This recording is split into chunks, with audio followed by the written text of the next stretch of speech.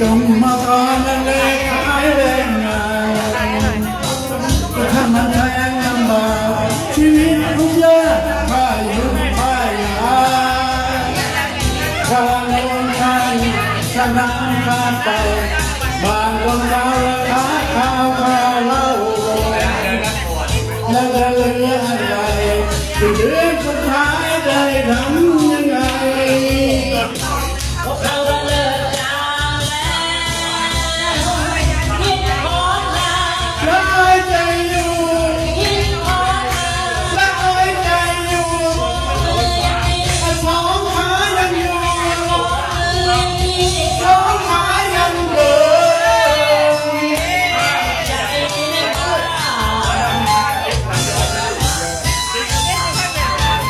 ใช่ผมกับมือถือว่านา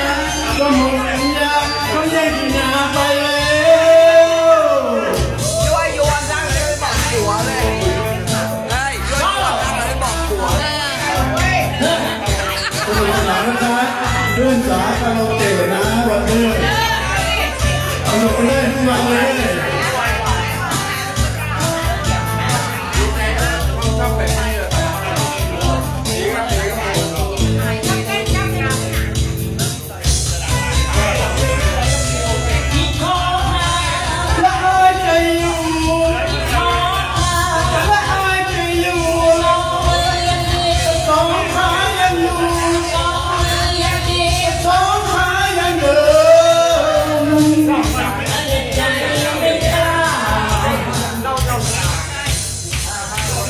อยากตั้งใจ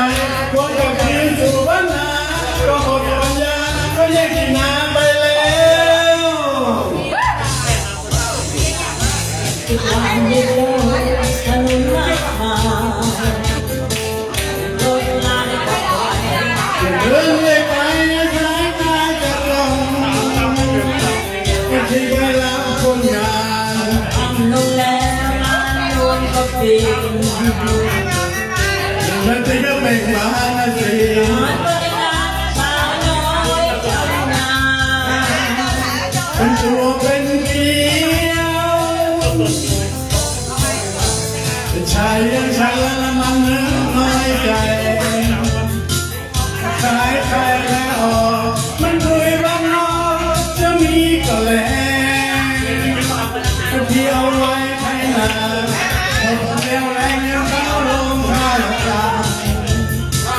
มันยังได้ราคามันนำราคาคนก็ควายแล้วใครจะเหนียวก็กลางให้เหนียวอะไรกันคนรักกัน